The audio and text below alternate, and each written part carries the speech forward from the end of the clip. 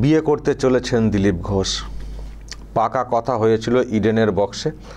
শুক্র সন্ধ্যায় বাউন্ডুলে দিলীপ আবদ্ধ বিবাহ বন্ধনে 4 হাত 1 ঘরোয়া আসরে। যেটা খবর যে আগামীকাল কলকাতার নিউ টাউনে ওনার বাড়িতে ছোট্ট একটা অনুষ্ঠানের মাধ্যমে বিয়ে পর্ব সম্পন্ন হবে। পাত্রী হচ্ছেন রিঙ্কু মজুমদার। প্রিয় দর্শক, আমি শফিকুল ইসলাম এবং আপনারা দেখছেন আরামবাগ টিভি। দিলীপ ঘোষের জন্ম হচ্ছে 1 আগস্ট 1964। তার মানে 60 বছর পার হয়ে গেছে, 60 ঊর্ধ্ব।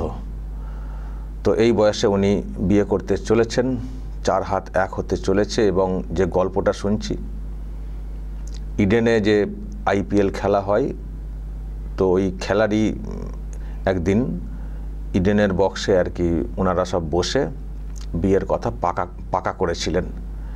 যে বক্সে ছিলেন রিঙ্কু মজুমদার, যাকে বিয়ে করতে চলেছেন, এবং রিঙ্কু মজুমদারের বাড়ির সব লোকজনেরা।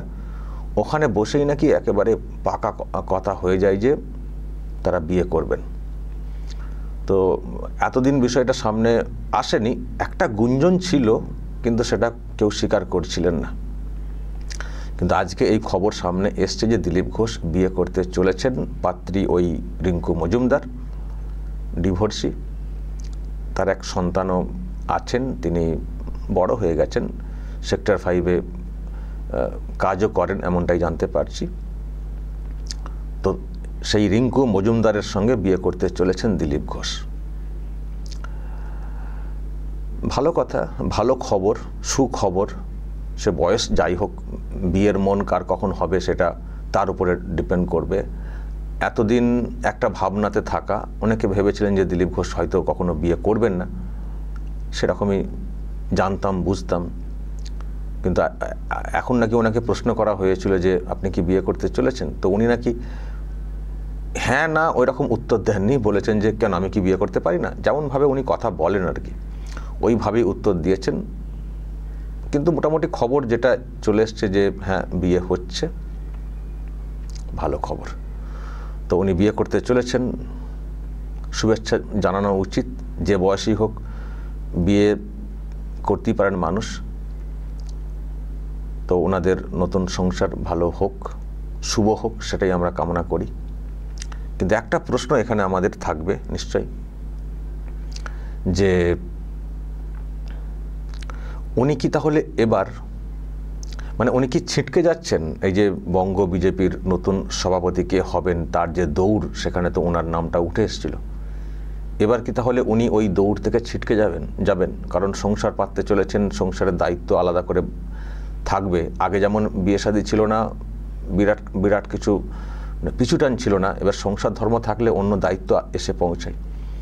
তো এবার কি তাহলে উনি ওই দৌড় থেকে ছিটকে যাচ্ছেন, বা উনি কি আগেই কিছু বুঝতে পেরেছেন যে ওই দৌড়ে আমি নেই, সুতরাং সংসার ধর্মে এবার একটু লিপ্ত হই?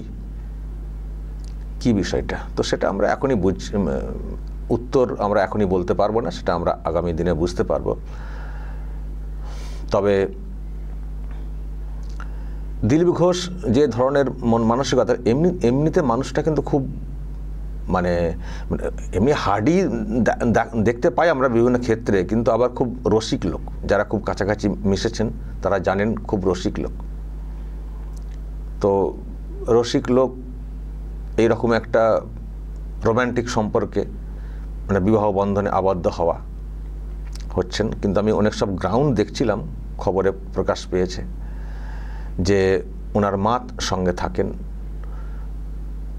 বয়স হচ্ছে, মায়েরও অনেক বয়স হয়েছে, ভোট আসছে, দিলীপ ঘোষকে ভোটের কাজে ব্যস্ত থাকতে হবে। তো মাকে কে দেখবেন? তো সেই জন্য নাকি এই রকম একটা সিদ্ধান্ত, সেটাও বলা হচ্ছে। যদিও এগুলো বলা, কিন্তু সম্পর্কই। আর দিলীপ ঘোষ যখন হেরে গিয়েছিলেন মানে লোকসভার ভোটে, তখন অনেকটাই একা হয়ে পড়েছিলেন। তো তখন থেকেই নাকি এই রিঙ্কু মজুমদারের সঙ্গে একটা সম্পর্ক, একটু আর কি একে অপরের পাশে থাকার ব্যাপারটা এসছিল। মানে বোঝাপড়ার জায়গাটা, যেটা আর কি খবরে প্রকাশ, যেটা দেখতে পাচ্ছি, এবং গুঞ্জনও আছে।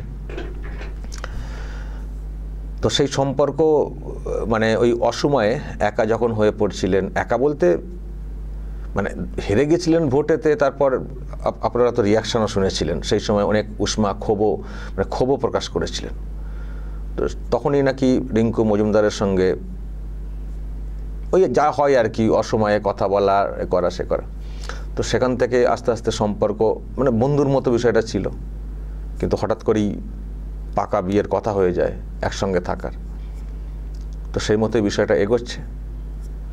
অতীত ব্যাকগ্রাউন্ড যাই থাক, সম্পর্ক যখন একটা নতুন করে তৈরি হয়, সেই সম্পর্ক ভালো হোক সেটা আমরা সবসময় আমরা চাইবো, যে কোনো মানুষের। সবসময় উল্টোপাল্টা বলে, কিছু একটা বলে কটাক্ষ করতে হবে, তোপ দাগতে হবে, এগুলো ঠিক না।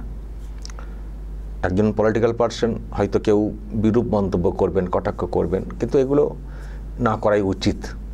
কারণ এটা একটা সম্পর্কের ব্যাপার, তো শুভ সম্পর্ক বলা হয় এগুলোকে, শুভ পরিণয়। তো সেখানে ভালো চোখে দেখাটা উচিত।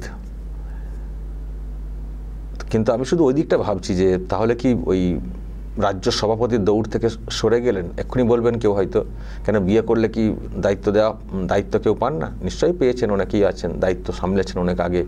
সংসার ধর্ম আছে, তার সত্ত্বেও বিজেপির বড় বড় দায়িত্ব পালন করেছেন। অমিত শাহ তো বড় দায়িত্ব পালন করেছেন, তারও তো সংসার আছে। আবার অনেকেই আছেন যারা বিয়ে শাদী করেননি, শুধুই নিজেকে দলের জন্য দিয়ে দিয়েছেন, এরকমও আছেন। তো যাই হোক, দিলীপ ঘোষ মানে আমাদের ধারণার বাইরে একটা কিছু করতে চলেছেন। আমরা মানে ভাবতেই পারিনি। একটা বয়স পর্যন্ত আমরা মানে একটা কিছু ভাবি, তারপর একটা সময় পরে ভাবিই না। তো আমাদের ধারণার বাইরে গিয়ে এরকম একটা সিদ্ধান্ত নিয়েছেন। তবে যাইনি, শুভ ব্যাপার, শুভ হোক, সেটা আমরা চাইব। কিন্তু এরপরে ওনার পলিটিক্যাল রাস্তাটা, পলিটিক্যাল যে জায়গাটা, সেটা কোন পথে এগোই, কিভাবে এগোই, সেটাও দেখার। যাক, আজকে অন্যান্য খবরের মধ্যে ছোট্ট একটা অন্য ধরনের খবর, যেহেতু পলিটিক্যাল ব্যক্তির সঙ্গে বিষয়টা সম্পর্কিত, সেই জন্য দিলাম। কি হয়তো আপনারা চমকে উঠেছেন এই খবরটা পেয়ে। সে যাই হোক, নিশ্চয়ই শুভেচ্ছা আপনারাও জানাবেন। দিলীপ ঘোষের নতুন সংসার ভালো হোক, ভালো কাটুক। আর এই নতুন সংসার কতটা সুখী হয়, মানে সুখী তো হবেই এমনিতে ব্যক্তিগতভাবে, কিন্তু এটা আরও সুখের সংসার হবে তখনই যদি এই পরিণয়ের মাধ্যমে নিজেকে তারপরে কাজে যুক্ত করে যদি গোটা রাজ্যে যদি একটা সুখের একটা আবহাওয়া আনতে পারেন, মানে রাজ্যে যদি পরিবর্তন আনতে পারেন দলের কাজে নিজেকে আরও যুক্ত রেখে, তাহলে সেটা আরও ভালো হবে। তখন ওনাকে বলবেন দিলীপ ঘোষ বিয়ে করেছিলেন বলে রাজ্যে পরিবর্তন এলো, সেটাও বলতে পারেন কেউ রসিকতা করে। যাই হোক দর্শক, এই হচ্ছে খবর। যদি আপনাদের কিছু বলার থাকে কিন্তু উল্টোপাল্টা কেউ বলবেন না, শুভেচ্ছা জানাবেন এবং নজর রাখবেন আরামবাগ টিভিতে।